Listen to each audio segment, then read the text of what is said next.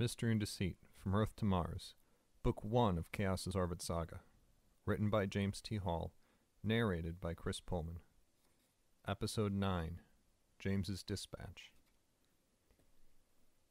Evil, James, is all in the eye of the beholder. Take Adolf Hitler, Eric said, busy with his tiered plants. One of history's all-time villains, James responded. Eric looked over his shoulder at me. Quite true, he affirmed, turning back to his plants. His actions and personal drive led to the death of millions. I would posit, however, that had we inevitably teamed up, we, James? The United States of America and her allies in World War II during the mid-20th century.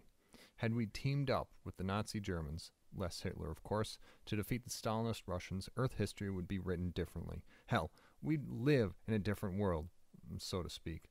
Eric looked up from his plants, contemplating his thoughts. Later I would come to understand the immensity of such an action. His multitude of lifetimes of experience surely lent themselves to an ability to see exactly where history could have gone with just a single flap of a butterfly's wings. As I understand the history of that period, Eric, the Nazis still would have been viewed as evil, even had they helped the Allies. Oh? Are you sure? Eric turned to face me, leaning back against the windowsill. Stalin, after the war, purged many more millions of his own people than old Adolf could ever have dreamed of. Matter of fact, he did some of that during the war. The Allies, in need of the sheer numbers the Ruskies could wield, turned a blind eye. Hell, had things turned out differently, Hitler and Hiroshima could have been seen as glorious visionaries who stood against the red tide. Eric furrowed his forehead, shoved his arms straight up into the air, and shone V with 2 fingers on each hand. Such a gesture is something I still have not discerned via our historical records. Returning to his plants, Eric continued. This world, all Terran worlds, would be much different had we chosen a different homicidal maniac with which to ally way back then. So to you, the ends, no matter the cost, justify the means, I said. I'm a pragmatist. Simply that, Eric commented. If I can see which horse is going to win the race, I bet on him. I don't go down on the track and carry the horse to the finish on my own back, only to have it sour on me later. Think of it. If you could trade 14 million dead for 7, wouldn't you? Simple military arithmetic. I'd like to think that I would make a choice I thought was right and stick with it, I replied. Fair enough. Eric gently held a leaf of one of his plants. I've had this conversation before, he said. Pardon, I asked. I've had this conversation once before in my life, but with a different James. He had the same response. Tell me, I pushed. It was at the end, just before he and Meng sacrificed themselves. Come to think of it, that was the last time I talked to him in person. He was arguing that sustaining the Terran government was worth our work and effort. I was arguing that we should have formed our own, made it stronger instead of propping up a weakened and ineffectual government. In his death, I decided to abide his wishes. Was that hard for you, I asked? What, to do what he thought was right? No. To go against my instincts, yes. We could have prevented the strife that followed the insurrection when the government was still in disarray. Not only that, but we could also have helped rebuild it quicker and better. Rebuild what, I asked. Everything, Eric said. But I let James' legacy be the Terran government that's still in place today, the same one that decided our presence was disruptive and harmful to the good. Eric stared at the leaf still between his fingers, gave it a little squeeze, and then let it go. He turned then to look at me. There was a lot of suffering in those days, James. I learned about it in my research, yes, I said. Nothing like living through it, though, he commented. If it was James' plan that you were following at the end, then how things turned out really wasn't your fault, I said. I disagree. But go on, Eric replied, reaching back and feeling the basil plant filling the room with its odor.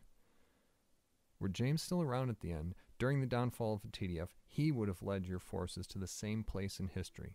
The difference would have been only the person, not the events, I said. It's the flap of a butterfly's wings. Eric released the basil plant, turning and grasping the back of his chair. Are you familiar with the mid-20th century United States of America President John F. Kennedy? I've heard the name, I said, but that's about it. Well, like James and Meng, this leader of men was taken before his time by events he had a hand in shaping. His legacy, like James, lived out in the man of his vice president, Lyndon Baines Johnson. Kennedy's presidency was largely seen as a gilded time, was referred to as Camelot. You know the Arthurian legend that references? I do, I said. King Arthur and his Knights of the Round Table. Very good, Eric said with a smile. See, Johnson carried out the stated plans of Kennedy, including massive social reforms and the beginning of the American space program. Johnson also dealt with the Vietnam War, a war, some argue, Kennedy was trying to pull away from. The question then is whether Kennedy would have done the same had he survived. Did Johnson make the same choices that Kennedy would have? This we'll never know. I, however, see the question as telling. Wherever choice exists, there lies another reality. So you think things would have turned out differently had it been James rather than you, I asked. I don't honestly know, Eric replied. What I do know is that what happened was my fault. The responsibility of action ultimately falls on the leader. That was me. I cannot avoid that burden. That I can understand, I said. How did James feel about it, that sort of responsibility? Eric murmured, a smile on his face. Best way to describe his feelings toward the mantle of leadership would be to share that conversation I had with him. No, James, I don't agree. You were forced into the choice. How? How was I forced? He replied. Really, I said to him in disbelief. Think about what that mob was doing at the embassy. It was practically the U.S. leaving Vietnam out there. That's no excuse, Eric, he replied. James, if you hadn't taken action, we'd be in a worse way right now. I've talked to Meng, Eric. No, we wouldn't. Politically, it'd be the same.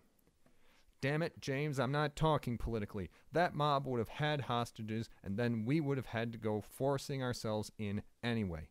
You know as well as I do, that means civilian casualties, probably hostages, KIA. That would be worse.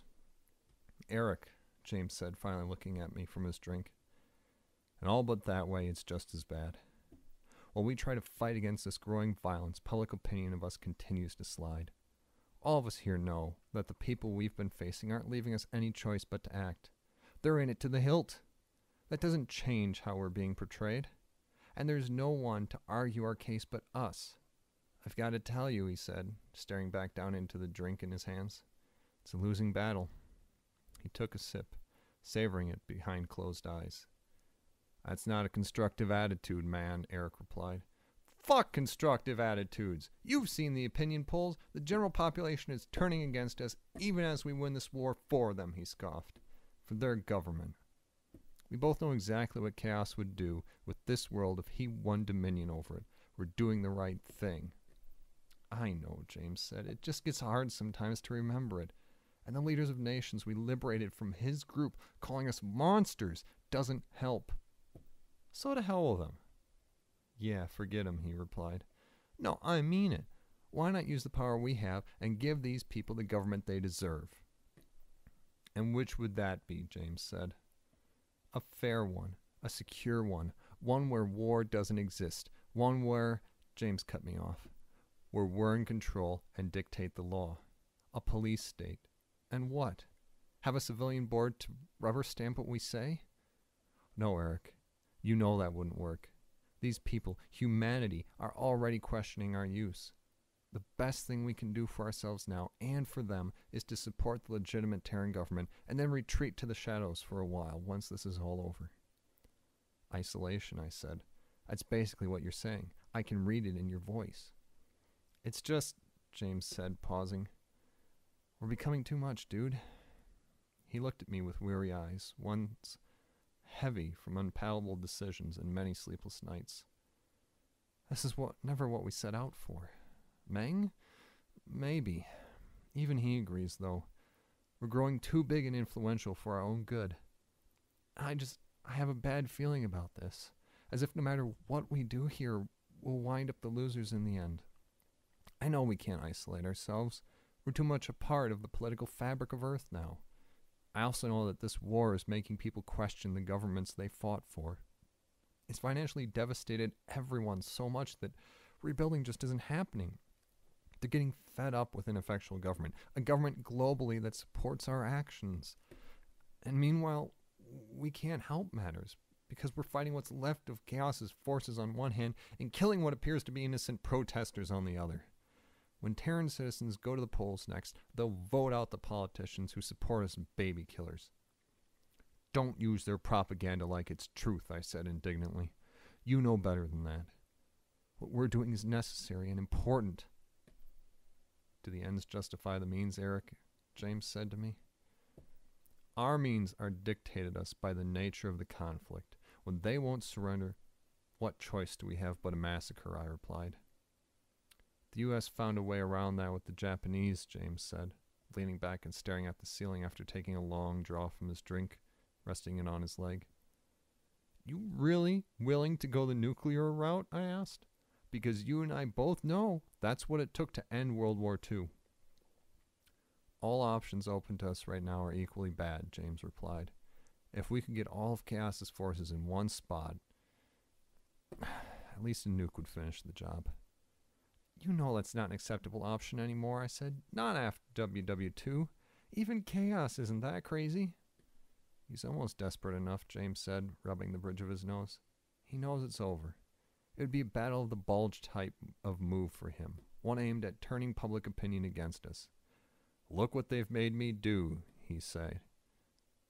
Thing is, people still wouldn't fall for it. Luckily, I murmured into my drink. This is the first time in a long time that James and I had had the chance to sit and talk.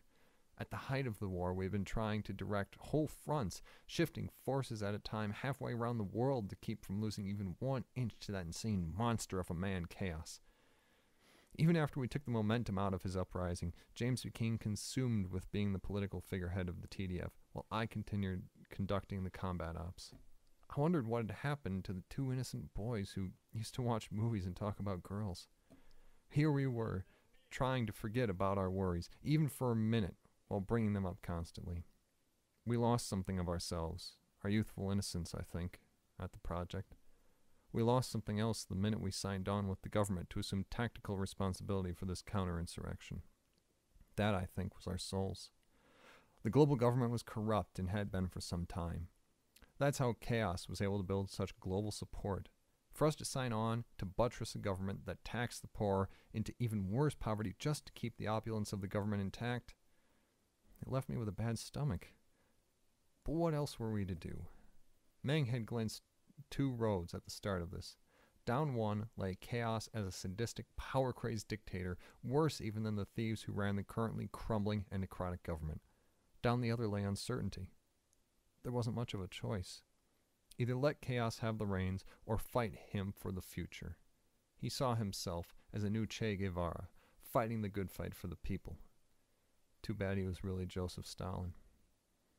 We sat like that for a while, James and I, letting things figure themselves out for at least a few minutes. Amazingly, the world didn't end. It was glorious. So what are we going to do then? I asked, breaking the silence. About what? James said, cradling his empty glass against his stomach while resting his head on the back of the couch. I don't know, I said absently. About any of it. Chaos, the government, the demonstrations.